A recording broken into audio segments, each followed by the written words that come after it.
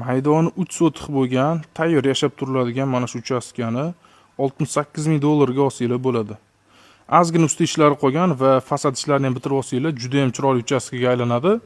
Manzilimiz Zangita tumani Guliston mahallasi yoki Bo'zsuv deyish ham mumkin. Erkinpostdan 14 kilometr o'tganimizda suv, svet, gaz bor, ko'rishimiz mumkin. Suvlar oqib turibdi.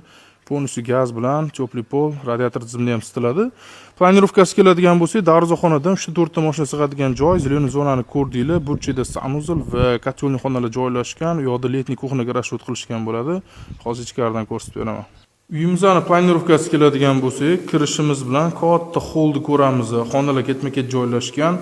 Eshik romlarini ham mana shu narxda qo'yib beramiz deyishyapti. Uchastkamizda polnisi cho'pli pol qilingan, radiator tizimida ham isitiladi. Chap qo'ldan boshlaydigan bo'lsak, katta zal, mehmonxona joylashgan, chiroyli aboylardan foydalanilgan, panorama oynalar ham qo'yilgan bo'ladi. Bu yoqda bo'lsa, kuxnyani ko'rishimiz mumkin, kattagina razmerda. Dal yuradigan bo'lsak, katta yotoqxonasini ko'rishimiz mumkin va bu yoq tarafimiz bizada bu yoqni prashni xona qilsanglar bo'ladi, kiradigan va bu yoqda sanuzel joylashgan bo'ladi. Bu uchastkamizni o'zi boshida egalari tarafidan ikki etajga moslab qurilgan va shuning uchun bu yoqda bitta detskiy kamlik qilyapti, lekin ikkinchi etajga qo'shadigan bo'lsanglar, kamida 4 ta yotoqxona qo'shish mumkin.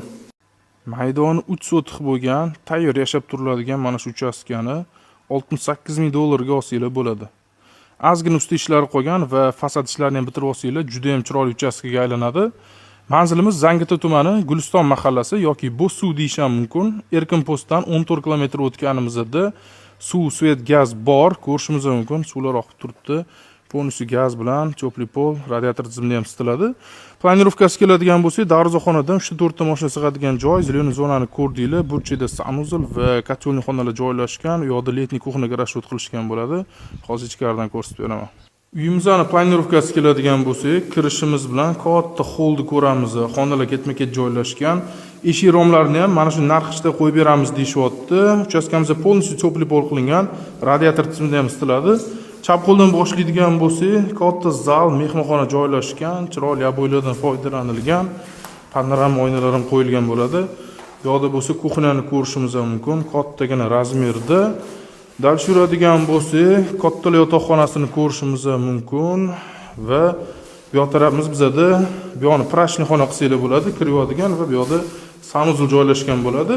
Bu uchastkamizni o'zi boshida egalari tarafidan ikki etajga moslab qurilgan va shuning uchun bu yoqda bitta detskiy kamlik qilyapti, lekin ikkinchi etajga qo'shadigan bo'lsanglar, kamida 4 ta yotoqxona qo'shish mumkin. Maydoni 3 sotix bo'lgan, tayyor yashab turiladigan mana shu uchastkani 68 ming dollarga